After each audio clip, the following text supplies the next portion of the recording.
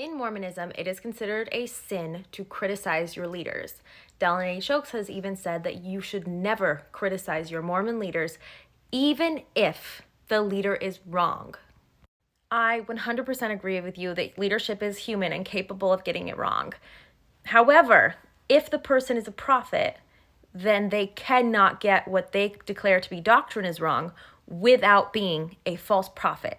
So if they are teaching something as doctrine and it turns out to be incorrect later, then they were, by definition, a false prophet, which means they were lying about being a prophet and making the whole thing up.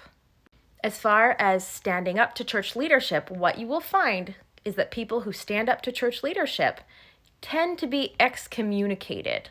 Sam Young is a great example of this. He was a former bishop, he had teenage daughters, and he found out the bishop was asking his teenage daughters incredibly disturbing sexual questions behind closed doors during the bishop's interviews.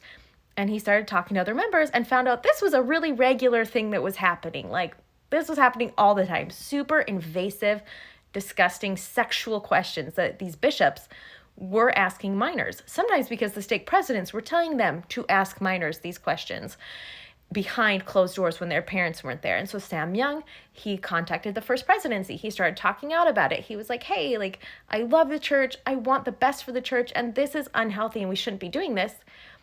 And he was excommunicated. He got literally kicked out of the church for doing that. And when you get kicked out of the Mormon church, the threat is that you're going to be eternally separated from your family. You are no longer allowed to attend your children's weddings should they get married in the temple, which is what the Mormon church tells you need to do in order to be saved and exalted in the last days. So, people need to be willing to stand up. Yeah, people do stand up. They're the ones that get kicked out generally, the ones who actually stand up for what's right. Nobody is expecting prophets or bishops or anyone else to be perfect, but they are expecting people who claim they are led by God himself and inspired by God himself to be at least a step above, your average class citizen.